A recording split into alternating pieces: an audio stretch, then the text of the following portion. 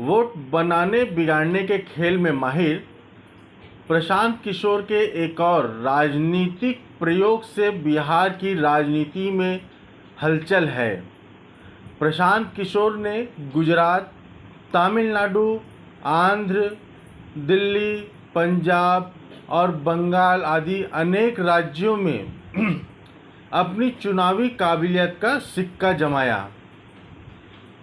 इसलिए उनसे अपनी पार्टी का चुनाव जीतने की आशा करना स्वाभाविक है, लेकिन उनकी सफलता अभी भविष्य के गर्भ में है। बिहार अपनी तरह का अलग प्रदेश है जहां चुनाव संबंधी पीके की पेशेवर समझ संदेह से परे है। वहीं अपनी खुद की राजनीतिक पार्टी चलाना उनके लिए किसी चुनौती से कम नहीं है। नमस्कार दोस्तों, मैं सचिन कुमार खुदशा ऑनलाइन बुलेटिन में आप सबका स्वागत है। ऑनलाइन बुलेटिन से जुड़े रहने के लिए इसे लाइक और सब्सक्राइब करें। चुनावी रणनीति के जानकार प्रशांत किशोर अपनी नई पार्टी जन सुराज के जरिए बिहार विधानसभा चुनाव लड़ने की तैयारी कर रहे हैं। इससे वहां राजनीतिक हलचल है। प्रशांत किशोर यानी पीके जानते हैं कि चुनाव में 2-3% भी वोट इधर उधर होने से सारा खेल बदल जाता है। यह वोट बनाने बिगाड़ने के खेल के माहिर रहे हैं। स्वतंत्र भारत की राजनीति में दलीय मतवाद से अलग शुद्ध पेशेवर हुनर को स्थान दिलाकर उन्होंने नया काम किया है। इससे पहले तक विविध दल मुख्यतः अपने नारे और मतवाद पर चुनाव लड़ते थे। अन्य समीकरण हल्के फुल्के रूप में गोपनीय रूप से साधे जाते थे। यह चलन ऐसा व्यापक था कि अधिकांश बौद्धिक भी विचारधारा को भारी महत्व देते रहे। राजनीतिक विषयों में ऐसी सक्रिय मानसिकता शायद ही देश के किसी अन्य राज्यों में हो। यद्यपि इसका आशय यह नहीं कि ऐसी रुचि से बिहार में राजकाज अधिक सुसंगत एवं सुचारू बना है। बात इसके यहाँ उलट है। राजनीतिक बहस विवाद में बिहार का समाज जितना उत्साहित रहता है, वहाँ वास्तविक शासन की गति मति उतनी ही हतोत्साहित करने वाली रही है। जो बिहारी बाहर जाकर विविध क्षेत्रों में अच्छा कर सके, वे भी अपने राज्य में कुछ सकारात्मक कर पाने में विफल रहते हैं। शासन, समाज या दल उन्हें अपेक्षित सहयोग करने में उदासीन या प्रतिकूल साबित होता है। ऐसे राज्य में किसी नए राजनीतिक प्रयोग के प्रति रुचि होना एकदम सुनिश्चित करता है। एक तो इसलिए कि बिहार के सभी लोग बेहतर बदलाव चाहते हैं। वे चाहे इसका उपाय ना जानते हों, ऊपर से नीचे तक संकीर्ण स्वार्थों के घने मकड़जाल में लोग फंसे रहते हैं। इस पर चर्चा करना उन्हें खूब आता है, पर उससे निकल पाना वे नहीं जानते हैं। चूंकि पीके प्रशांत किशोर ने गुजरात, तमिलनाडु, आंध्र, दिल्ली, पंजाब और बंगाल आदि अनेक राज्यों में अपनी चुनावी काबिलियत का सिक्का जमाया है। इसलिए उनसे अपनी पार्टी का चुनाव जीतने की आशा करना स्वाभाविक है। लेकिन उनकी सफलता अभी भविष्य के गर्भ में है। बिहार अपनी तरह का अलग प्रदेश है,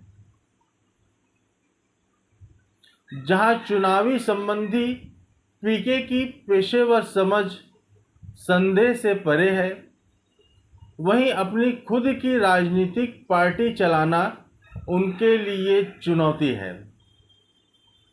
क्या वह उस राज्य के बड़बोले, चंचल, संदेही, ईर्ष्यालु समाज को सच्ची उन्नति की दिशा दिखा सकेंगे, जहां राजेंद्र बाबू से लेकर जेपी लालू तक कुछ सकारात्मक न जोड़ सके हों? क्या वह राजनीतिक दलों के प्रोपेगेंडा, कर्म और रचनात्मक राजनीति के बीच भेद करेंगे, या अपने हुनर से पुरानी लीक पर ही केवल अपना कब्जा जमाने की कोशिश करेंगे? गत लोकसभा चुनाव से पहले उन्होंने जोर दिया था कि भाजपा के पास एक नैरेटिव है, जबकि उसके विरोधियों के पास नहीं है। किंतु चुनाव परिणाम ने दिखाया कि कथित नैरेटिव का होना या न होना उतनी बड़ी बात नहीं थी, और वह उसे अतिरंजित महत्व दे रहे थे। प्रोपेगेंडा और नैरेटिव में अंतर होता है, जिसे समय के साथ साधारण लोग जल्दी पहचान लेते हैं। बुद्धिजीवियों को इसमें बहुत देर लगती है। यह भारत में पहले भी कई बार हो चुका है। बिहार में पीके का नैरेटिव क्या है, इसका स्पष्ट संकेत नहीं है। क्या बिहार के समाज के लोग किसी बिंदु पर भरोसा दिलाने का कोई उपाय है? पीके ने इसे अभी जाहिर नहीं किया है। संभव है कि उनकी दिशा ही कुछ और हो। अभी तक तो उन्होंने बिहार की विभिन्न जातियों, समुदायों को आकर्षित करने की ही चिंता दिखाई है। पर इसमें सफलता के बाद आगे क्या है? क्या जनसुराज विधायक निजी जुगाड़ लाभ से अलग कुछ सामाजिक हित करने को उत्कंठित होंगे? क्या ऐसे व्यक्तियों की पहचान की कोई विधि पीके के पास है? क्या राज्य में स्वस्थ, दक्ष प्रशासन, सुरक्षित जनजीवन बनाने या शिक्षा व्यवस्था प्रशंसनीय बनाने आदि किसी महत्वपूर्ण मुद्दे पर उनके पास कोई अचूक योजना है? नेतागण आम तौर पर लोगों के भय और लोभ का दोहन कर उसी समाज विखंडक राजनीति का शिकार बना देते हैं, जिससे निकलना अभी तक किसी के बस में नहीं दिखा है। पीके यानी प्रशांत किशोर ने भी कुछ जातियों, वर्गों को जोड़ने की बात कही है। उन्हें उम्मीदवार बनाने में आरक्षण देकर उन्होंने मुसलमानों को बिहार में 40 सीटें देने की घोषणा की है। क्या वह मुस्लिम राजनीति के इतिहास और सार साक्ष्य से सुपरिचित हैं, या गांधी जी की तरह अपनी सदास्यता को ही आदि अंत मानते हैं। यह गंभीर बिंदुगत 100 वर्षों में हमारे अनेक नेताओं की नैतिक कब्रगाह बना है। साफ है कि यह एक यक्ष प्रश्न रहेगा कि क्या प्रशांत किशोर को मुख्यतः आरक्षण और अल्पसंख्यक चिंता का ही सहारा है, अथवा वह कुछ करके दिखा सकते हैं। क्या वह एक और गांधी नेहरू के अल्पसंख्यकवाद, दूसरी ओर दिखावटी हिंदुत्व से भिन्न कोई विचार दे सकते हैं? यदि पीके ने व्यापक हित के प्रश्नों का कोई सार्थक उत्तर खोजा है, तो यह बिहार ही नहीं पूरे देश के लिए बड़ी बात होगी। किंतु यदि वह केवल चुनाव जीतने की चिंता में है, तो वह शायद ही कुछ कर सकें। उनकी महत्वाकांक्षा उससे आगे हो, तभी उनकी राजनीति बिहार और देश के लिए हितकर हो सकेगी। हम इसकी अनदेखी नहीं कर सकते कि अतीत में कई दलों ने बेहतर बदलाव की उम्मीद दिखाई, लेकिन अंततः वे अन्य दलों जैसे ही हो गए।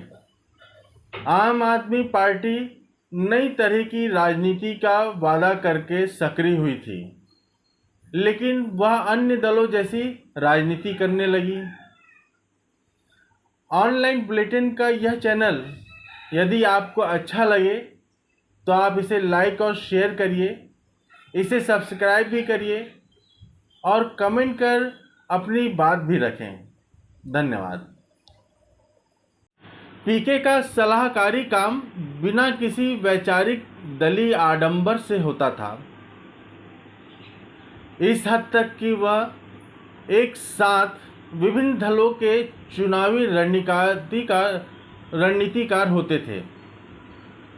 वह बस एक वकील की तरह अपनी मुवक्किल पार्टी को जिताने के उपाय करते थे, लेकिन इस प्रक्रिया में यह अपने आप साफ हो गया कि विविध दलों का अपने नारों, मतवादों की कस्में खाना दिखावा या भोलापन था।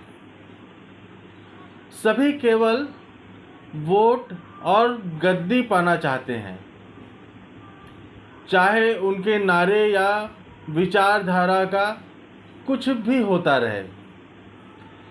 पीके ने उन्हें उनकी इसी चाहत पर केंद्रित होकर जिताने में मदद की। स्वाभाविक है कि ऐसे अनुभवी पेशेवर द्वारा बिहार में अपना दल बनाना अन्य दूसरे राजनीतिक दलों के लिए खतरे की घंटी हो सकती है, इसलिए भी क्योंकि बिहारी समाज राजनीति में अत्यधिक रुचि लेने वाला रहा है। यह मानो वहाँ का सामाजिक शौक है। बिहार में हर तबके के लोगों में देश विदेश के समाचारों पर अंतहीन और आदेशपूर्ण बहस की आदत रही है।